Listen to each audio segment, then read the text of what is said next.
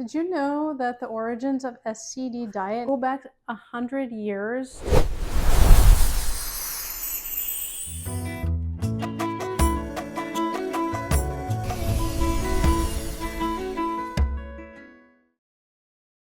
I'm getting ready to make Lois Lang Bread from Breaking the Vicious Cycle. So let's go ahead and make our Lois Lang bread. Lois Lang, not Lois Lane. Bread from Breaking the Vicious Cycle, and then we'll talk a little bit more about the history of the Specific Carbohydrate Diet and Breaking the Vicious Cycle. I am using the recipe from the book, but I'm making one little change with an ingredient. I will be using dripped yogurt instead of dry curd. That's in the recipe if you don't have dry curd cottage cheese, which I don't. So I dripped my yogurt for 48 hours. It's very, very thick. But the one ingredient I'm going to add is some apple cider vinegar, and I will show you where and how and why. Not really how, you just put it in there, but why I use it and what it's going to do for the bread. Let's go over the ingredients a little bit before we start. There's 2.5 cups of almond flour here. So this is an almond flour based bread. There's no other flour or coconut flour in it. There is 3 eggs, and that's actually another little difference I'm going to do. I'm going to separate the eggs and whip up the whites to give it just a little more lift. There's my 1 tablespoon of apple cider vinegar. That's my added ingredient. I have got a 4th cup of melted butter, my 1 cup of dripped yogurt, and then just a whole teaspoon of baking soda, which is kind of a lot, but that's what the recipe calls for. It probably works because we're making a bread and we want that lift. And 1/4 teaspoon of salt. The reason I'm making this bread is that it is a favorite of a lot of people who follow Specific Carbohydrate Diet. Now, I've made this bread a long time ago, but it's been a very, very long time since I made it. So I'm really kind of excited to see what it tastes like because I don't even remember. So I'm not going to use a food processor because my almond flour is super fine and that I'm using dripped yogurt instead of the dry curd cottage cheese. You want to get that really processed because it can be kind of gritty, but the yogurt doesn't need that. So I'm just gonna use a regular hand mixer. I'm gonna add my yogurt. You can see how thick this is. That's very thick. I do recommend dripping it for at least 24 hours. Baking soda and salt. My melted butter. And then I'm just gonna separate my eggs real quick here. Oops, this one cracked on the top. Hopefully I can get this nice and separated easily. Okay. So there's a little bit of yolk in my white here, but that's okay because we're not making a souffle or anything like that. It's okay. I just need it to whip up. I don't need it to turn into meringue or, like I said, a souffle, so we're good.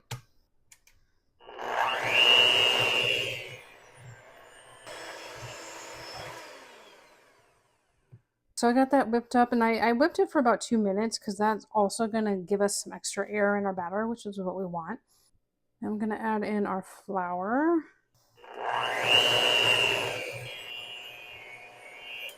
All right, next step, I cleaned off my beaters. I'm going to whip this up, and hopefully, even though I got a little yolk in there, it should still whip up to what we need for this bread.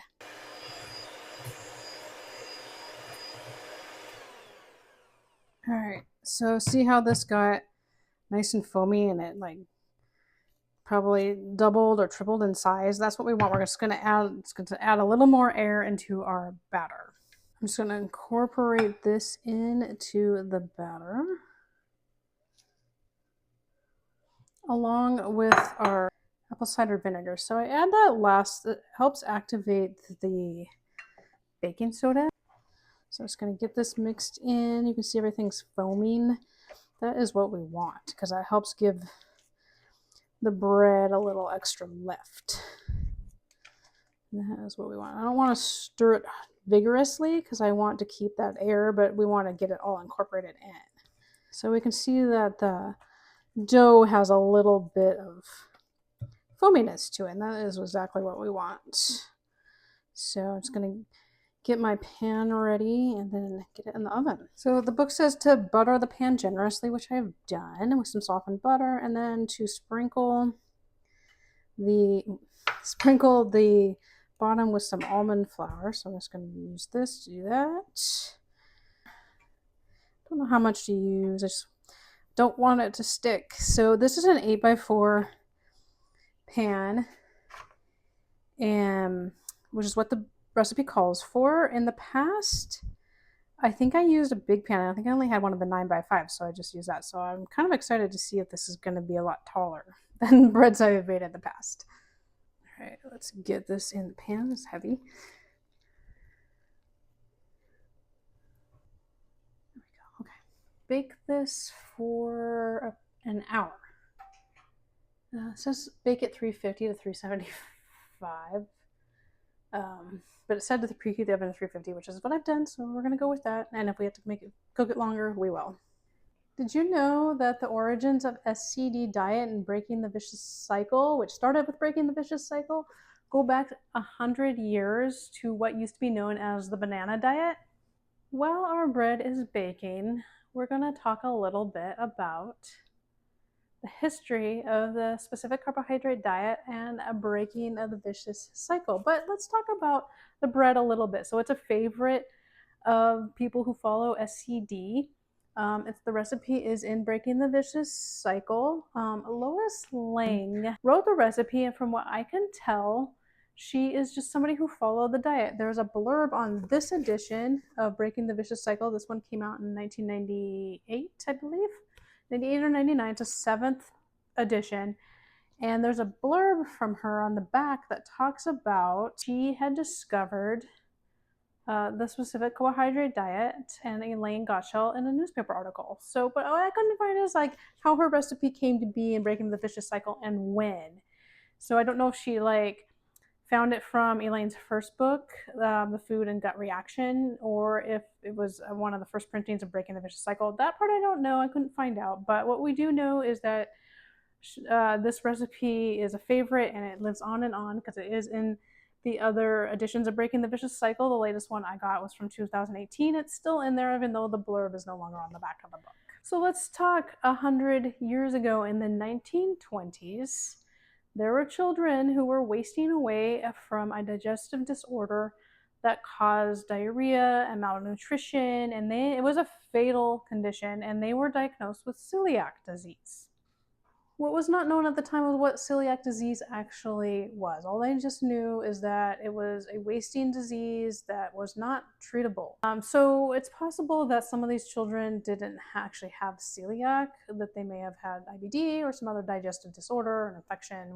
We don't know.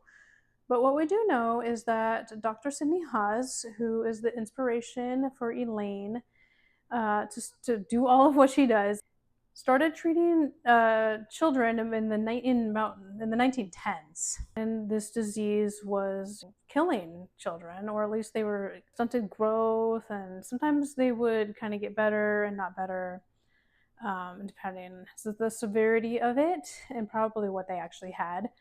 But they were not thriving or they were passing away, unfortunately. So he started developing ideas that maybe the diet contributed to this condition. So what he happened upon was that starch was the culprit.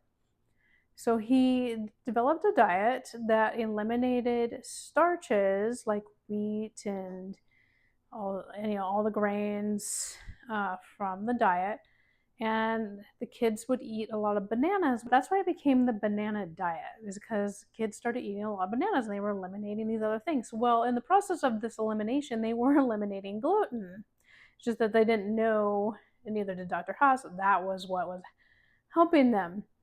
So what happened was they would get better and then they would go back to eating the gluten and they would start all over again. And they didn't really know why. So the banana diet actually got accepted by the American Medical Association probably in about the 30s, even though there started to be some backlash about it because of the failure when they went back to their standard diet, because I didn't know that they were adding in the thing that was causing the problem. So even in 1951, when Dr. Haas published his book on management of celiac disease, they still didn't quite know what the culprit was. However, it was around that time, in 1951, when just as that book was being published, another doctor in the Netherlands, William Karel Dicke, started thinking about, it was a little bit before, and I'll tell you why in a second, a little bit before that book was published, but obviously the lines of communication back in those days were not like they are now. There was not instant communication where people could collaborate with each other so easily. Dr. William Carroll Dicke, in the Netherlands during World War II, a few years before, started noticing that kids were getting better. Kids who had been diagnosed with celiac disease were improving because of war rationing. I find that absolutely fascinating. So, but also, although Dr. Haas didn't know that the gluten was the reason why celiac patients were, having trouble, he was still onto something with diet and digestive issues. So his theories about digestion, continued to develop until he met Elaine Gottschall. So even though the banana diet, of course, fell out of favor, and people realized that wasn't the treatment for celiac disease, Dr. Haas still believed that starches were an issue for people with gut issues, which has its pluses and minuses. Yes, it definitely is for an inflamed gut, but I know people have kind of thought starches are a bad name in gut health and they avoid them forever, but now we know where are resistant starches that are good for gut health. I'll get into that in a later chapter. I just want you to keep that in mind. Dr. Haas believed that they played a role in gut health, and that is a very important factor. So he had published his book in 1951 on management of celiac disease, and like I said, I've looked through that book, and yeah, there isn't a definition of celiac that involves gluten. He didn't know that at the time that he was writing that book, even though he did a lot of research. But it's still, the definition of celiac is a gut diarrhea, a chronic diarrhea related disease that they still just didn't know the exact cause. However, he did talk about the elimination of starches and for gut health in that book, which was the foundation for where we're going to go next here. So in the early 50s, Elaine Gottschall's daughter was diagnosed with ulcerative colitis. Her daughter Judy, and she was about 7 years old, I believe. I don't know exactly when the diagnosis was, but at the time, in the early 50s, they were faced with the possible removal of Judy's colon, which of course for a 7-year-old, and this was 1950s, this was a very devastating prospect. So Elaine did not want that to be her daughter's fate, so she started searching for a doctor to help her. And by word of mouth, she found Dr. Haas, who was in New York, and she was in Canada, but she went to visit him, and he agreed to take on Judy's case. He developed this diet for her, which was to remove the starches, remove sugar, remove any processed foods, which were coming into more and more favor in the 1950s, and to stick with a whole foods diet, that included bananas still, and see if that helped her. In which it did. Within months, she was seeing improvement, and within 2 years, she found an entire elimination of all her symptoms. Elaine could have stopped there. Her daughter was better and not suffering, and they had figured out what would help her, and they could have stopped there, but Elaine did not want to stop there. But she decided to spend the rest of her life researching, earning master's degrees, and she became a biochemist, researching the molecular reactions to different foods and how it affects our gut, especially those with IBD. And she developed, along with Dr. Haas's principles, and he died in 1964. And so she kind of, I think she wanted to continue that work because he was not here anymore to do it. So she took his principles and what she had learned through her research and started putting that all together. And in 1987, so we're talking about like 30 years later, she published The Gut and Food Reaction, which was the precursor to Breaking the Vicious Cycle. And then as she continued her research and gained some followers and gained people who were using this with success, she wrote Breaking the Vicious Cycle, which was first published in 1994. So Breaking the Vicious Cycle is the outline of the diet and Dr. Haas's principles, and it goes into a lot of scientific principles of why this works. And so we're going to dive into that a little bit today. I'm not going to go in depth. Obviously, you have the book for very in depth, but I want to go give an overview of like her principles and why this works for some people. I don't want to say this is the cure all. It works for some people, for many people. That part of it is not well known. Why does it work for some and not for others? Although there's a lot of research going on that might help us learn why that is, and maybe what might help the people who are currently struggling with using diet to help manage or help at least control symptoms of their IBD. The more we know, the more effective this stuff can be. My bread is out of the oven and it feels done. I don't really want to insert a knife into the middle of it, but it feels very firm. So I'm going to see if it just comes out if I turn it upside down. Yep. Look at that. Slid right out. All right, look at that. It came right out. So we'll flip it over, of course, and I'm just going to let it sit here and cool the rest of the way. Let's dive a little bit more into the science of breaking the vicious cycle, which I have my 2 copies here, one I bought in 2000 and one I bought in 2019 or so, and get into why the principles of this diet work for so many people and what Elaine was going for. But before we do that, let's go back a little bit in time again to Dr. Haas. Like I said, he was onto something way back in the 30s where he was talking about the dietary impact on people that had been diagnosed with celiac disease. And he thought, that removing the starches helped them, which it did because he was removing the gluten, even though they didn't know that yet. During the 1930s, Dr. William Carroll Dicke had already started exploring the ideas of how diet affected gut health when it came to these children that were suffering from these digestive disorders. What solidified it was actually during World War II. In 1944, 1945, there was a famine in the Netherlands known as the Hunger Winter. So there were bread lines and people were not able to get bread very easily. So these kids were not eating bread, and he started noticing improvements. And people are starving, but he's noticing the improvements from the digestive distress that they were in.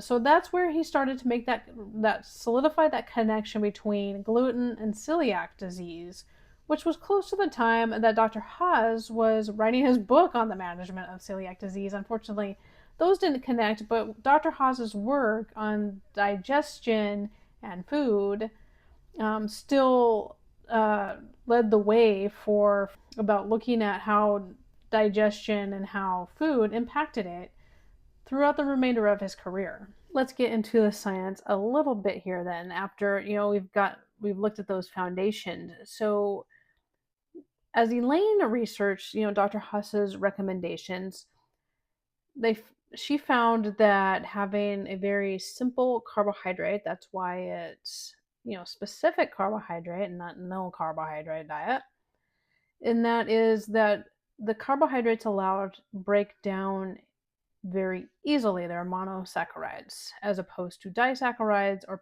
polysaccharides, which will live in our gut longer and they ferment there.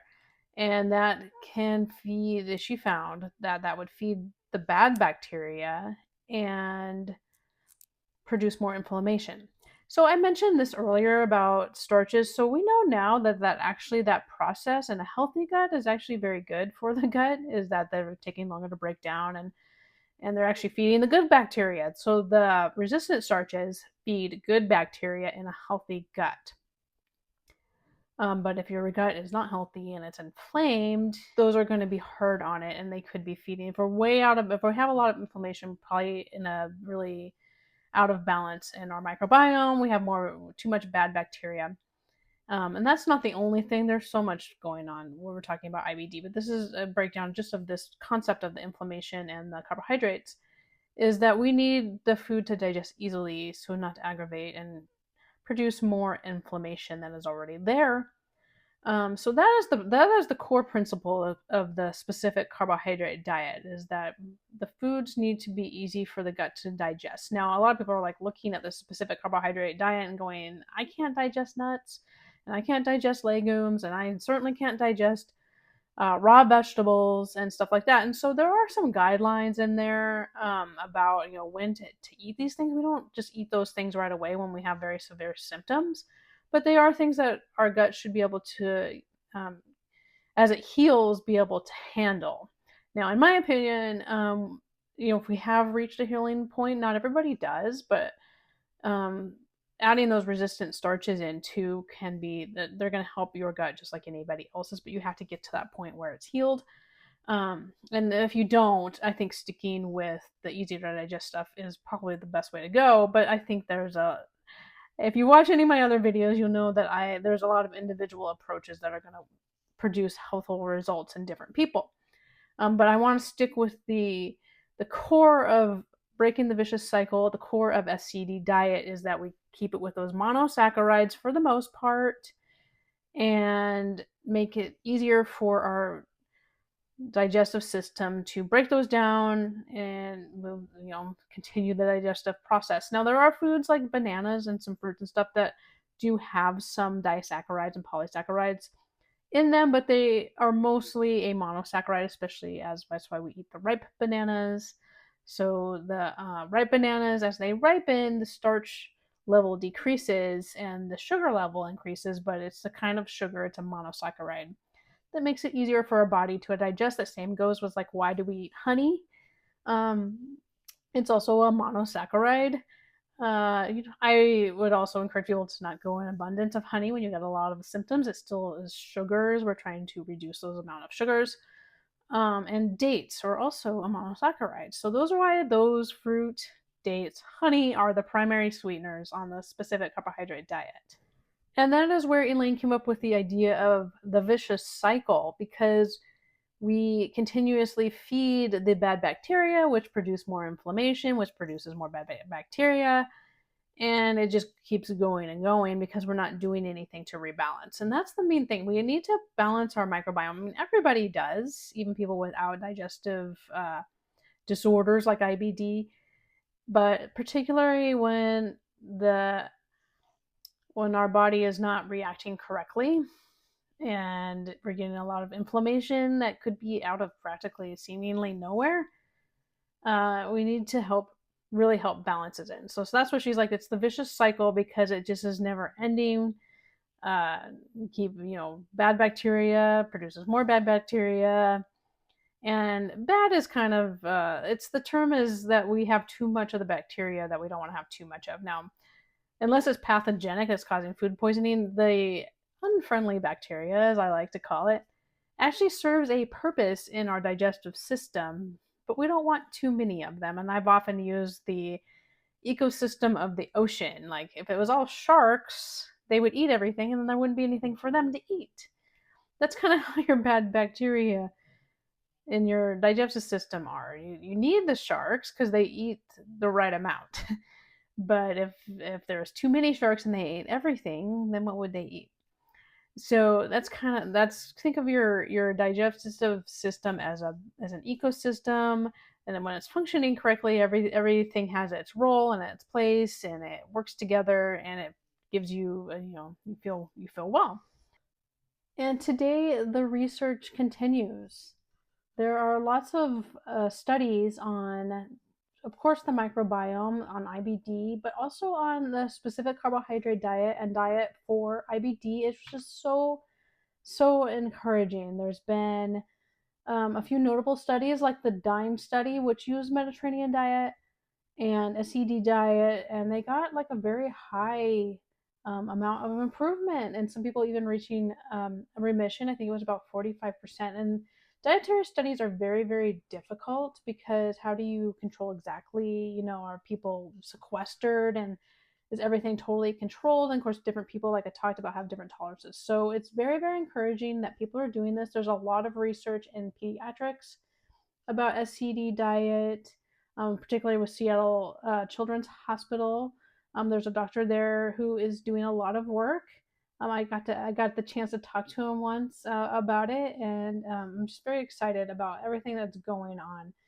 But just think, if Elaine had never continued that research, Judy got better, and she could have just ended it all there. But instead, she continued that work that Dr. Haas started.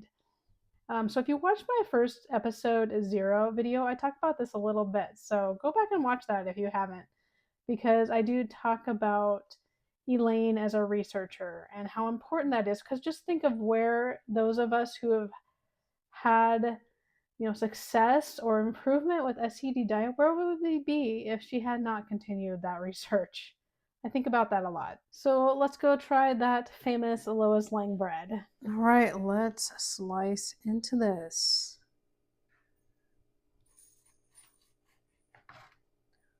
There we go. So, all right, that looks great. It looks just like bread. It's got a nice crumb. So let's taste it. All right, here it is. Let's try.